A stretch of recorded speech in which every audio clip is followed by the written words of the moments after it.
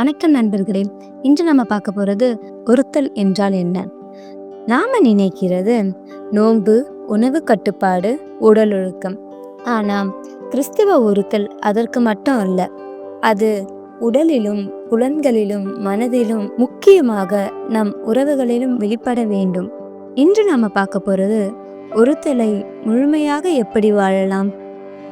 உடல் மற்றும் புலன்களின் ஒருத்தல் என்றால் என்ன? உணவில் அளவு கடைப்பிடி, தேவைக்கு மீறி உண்ணாதே. பரிசுத்த அகுஸ்தினர் சொன்னார், உணவு தீர்வாக இருக்கட்டும், இன்பமாக அல்ல. தூக்கத்தில் ஒழுக்கம், சொகுசில் அளவு, நோயை பொறுமையோடு ஏற்றிக்கொள். அதே போல கண்கள், செவிகள், நாக்கு, சிந்தனை இவை கட்டுப்பாட்டில் இல்லையெனில் ஆத்மா பலவீனமாகும். பரிசுத்த பிரான்சிஸ் சலேயர் கற்பிக்கிறார், வேறுபாடு காட்டாதிருங்கள், அதுவே ஒருத்தல் என்று. மனமும் சித்தமும் என்றால் என்ன? ஒருத்தலின் உச்சம் சித்தத்தை ஒப்படைத்தல். பிடிவாதம் விடு, அவமானத்தை அமைதியாக ஏற்றுக்கொள், மறைக்கப்படுவதை நேசி.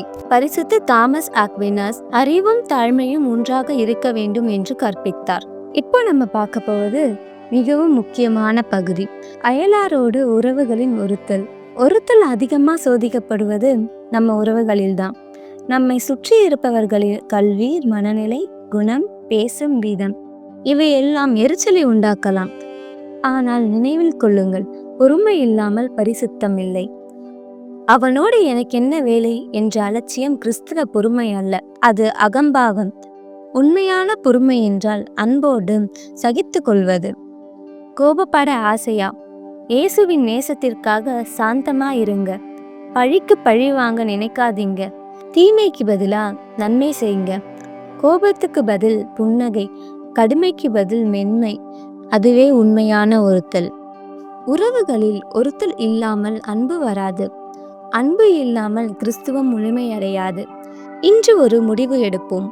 கோபத்திற்கு பதில் அன்பு, பழிக்கு பதில் நன்மை, அகம்பாவத்திற்கு பதில் தாழ்மை. ஒவ்வொரு நாளும் ஒரு சிறிய தியாகம் செய்யுங்கள்.